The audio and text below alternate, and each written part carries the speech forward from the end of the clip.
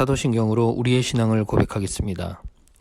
전능하사 천지를 만드신 하나님 아버지를 내가 믿사오며 그 외아들 우리 주 예수 그리스도를 믿사오니 이는 성령으로 잉태하사 동정녀 마리아에게 나시고 본디오 빌라도에게 고난을 받으사 십자가에 못 박혀 죽으시고 장사한 지 사흘 만에 죽은 자 가운데서 다시 살아나시며 하늘에 오르사 전능하신 하나님 우편에 앉아 계시다가 저리로서 산 자와 죽은 자를 심판하러 오시리라. 성령을 믿사오며 거룩한 공회와 성도가 서로 교통하는 것과 죄를 사하여 주시는 것과 몸이 다시 사는 것과 영원히 사는 것을 믿사옵나이다. 아멘.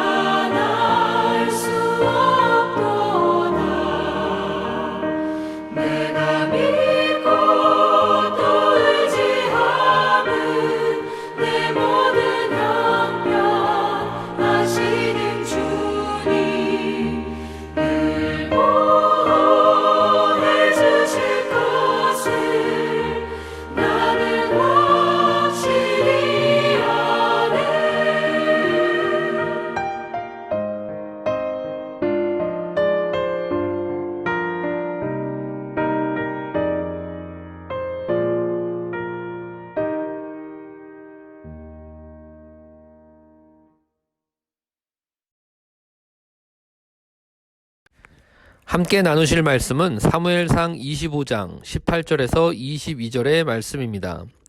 제가 봉독하겠습니다.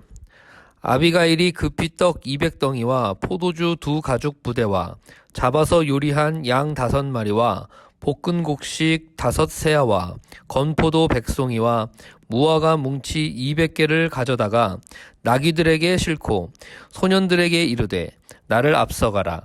나는 너희 뒤에 가리라 하고 그의 남편 나발에게는 말하지 아니하니라. 아비가일이 나귀를 타고 산 호젓한 곳을 따라 내려가더니 다윗과 그의 사람들이 자기에게로 마주 내려오는 것을 만나니라. 다윗이 이미 말하기를 내가 이 자의 소유물을 광야에서 지켜 그 모든 것을 하나도 손실이 없게 한 것이 진실로 허사라. 그가 악으로 나의 선을 갚는도다. 내가 그에게 속한 모든 남자 가운데 한 사람이라도 아침까지 남겨두면 하나님은 다윗에게 벌을 내리시고 또 내리시기를 원하노라 하였더라. 아멘. 하나님의 인도하심이 있는 귀한 하루가 되시기를 주님의 이름으로 축원합니다. 오늘 본문은 총명한 여인인 아비가일이 분노에 치밀어 있는 다윗을 만나려고 준비하는 내용입니다. 아비가일은 굉장히 부유한 집의 안방 마님입니다. 성경은 그녀를 총명하고 아름다운 여인이라고 설명하고 있습니다. 그럼에도 불구하고 결혼 생활은 지옥과 같았습니다. 어떻게 둘이 결혼했는지는 모르겠지만 남편인 나발은 완고하면서도 모든 행사가 삐뚤어져 있는 제멋대로인 그런 사람이었습니다. 나발이라는 이름의 뜻이 바보입니다. 아비가일은 그런 남편 때문에 늘 마음고생이 심했습니다. 나발이 바보인 이유는 매사에 경노하기 때문이었습니다. 화를 내고 성을 내고 경노하니까 실수가 엄청나게 많았습니다. 아비가일은 평생을 나발의 뒤치다꺼리를 한 것이죠. 그러나 뜻밖에도 아비가일은 그런 일을 참 잘 해내었습니다. 그러니 총명하고 아름답다는 성경의 수식어가 붙었을 것입니다. 그러던 어느 날 급하게 쫓겨다니던 다윗이 부하들 600명하고 광야를 헤매이고 있을 때 엄청난 규모로 풀을 뜯고 있는 나발의 가축대를 만난 것입니다. 오랫동안 굶어가지고 배가 고팠던 다윗은 부하들이랑 자기가 먹을 수 있도록 좀 도와달라고 나발에게 긍휼을 구했습니다. 그런데 나발은 경노하면서 어디서 굴러온 사람이냐고 면박을 준 것입니다. 사실 다윗이 광야에서 이 가축을 만났을 때 어떤 자신의 무력을 가지고 이거를 취할 수도 있었습니다. 그런데 그렇게 하지 않고 오히려 다른 어떤 적들로부터 그 가축대를 지켜줬거든요.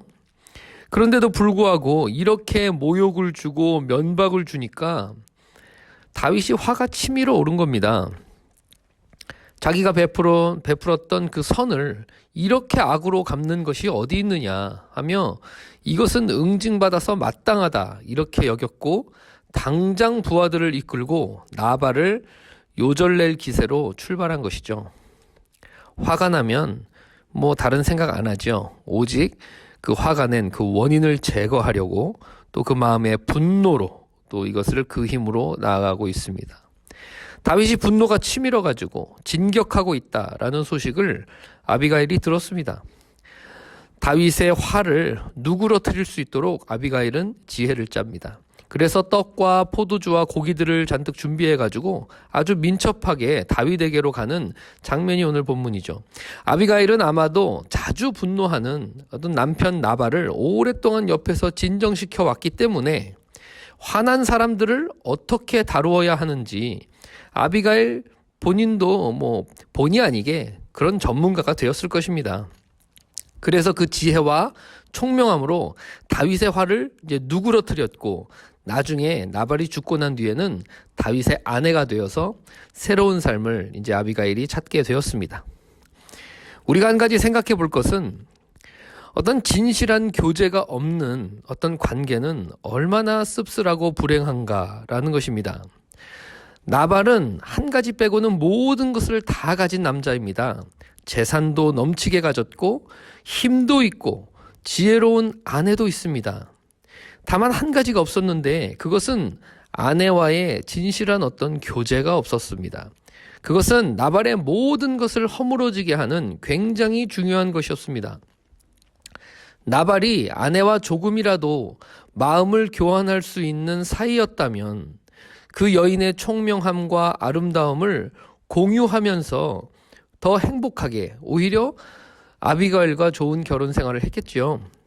그러나 착하고 진실한 교제가 없었던, 그래서 그 자리를 돈이 차지하고 있었던 이 나발, 결혼 생활은 대실패했습니다.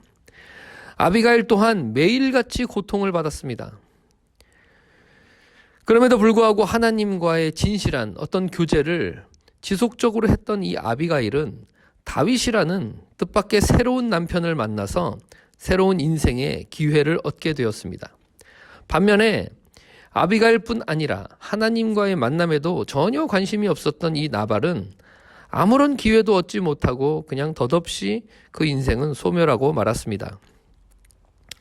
완악한 남편을 만나서 참 어려운 결혼 생활 하다가 그렇게 고통받다가 예수 그리스도를 새 남편으로 맞이하는 지혜로운 여성분들은 지금도 엄청 많습니다.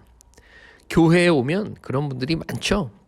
또한 아내의 눈물, 남편으로 인한 고통을 감내하는 그녀들의 어떤 시간들, 그 덕분에 하나님의 긍휼을 얻어서 은혜로 예수를 만나는, 예수 그리스도를 만나는 남편들도 많습니다. 사실 나발에게는 아비가일만 있었던 것이 아닙니다. 함께 일하고 함께 먹고 함께 지내던 종들도 많았습니다. 그런데 그 종들도 나발이 무서워서 무슨 말을 못했습니다.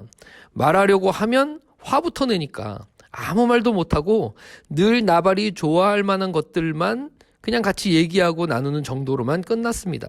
정작 중요한 것들은 아비가일에게 가서 말해야 했습니다. 나발에게 남아있던 유일한 소망은 아비가일과의 어떤 인격적인 어떤 교통이었는데 그게 없었다는 것이 참 너무 아쉬운 부분이죠. 하나님께서는 착함과 진실함이 있는 교제를 굉장히 중요하게 생각하십니다.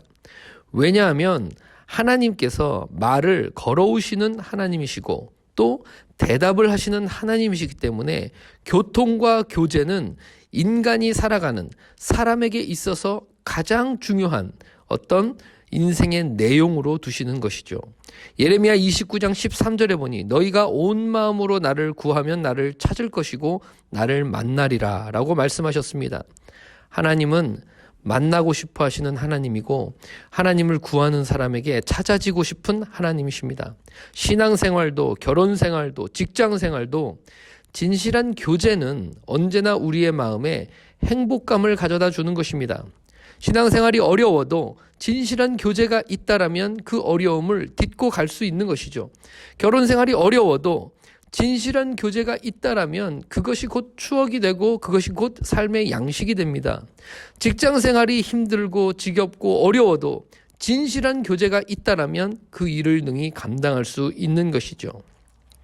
뿐만 아니라 혼자 있을 때에도 스스로가 본인에게 진실해질 때 인생은 참다워지고 존재로부터 오는 어떤 안정감과 질서를 경험할 수 있는 것입니다.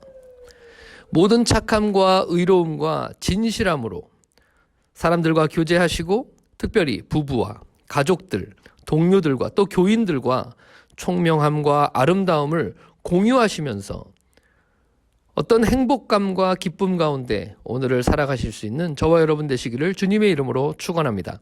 기도하겠습니다. 지식의 근본이시고 지혜의 근원이신 하나님 아버지, 저희들에게 진실함을 주시옵소서. 착한 교제로 우리의 시간을 채워가게 하시고 점점 더 하나님 아버지의 그 귀한 성품을 결실하도록 저희들을 인도하여 주시옵소서. 예수님의 이름으로 축복하고 기도하옵나이다. 아멘. 하늘에 계신 우리 아버지여, 이름이 거룩히 여김을 받으시오며 나라가 임하시오며 뜻이 하늘에서 이루어진 것 같이 땅에서도 이루어지이다. 오늘 우리에게 일용할 양식을 주시옵고 우리가 우리에게 죄 지은 자를 사하여 준 것 같이 우리의 죄를 사하여 주시옵고 우리를 시험에 들게 하지 마시옵고 다만 악에서 구하옵소서. 나라와 권세와 영광이 아버지께 영원히 있사옵나이다. 아멘.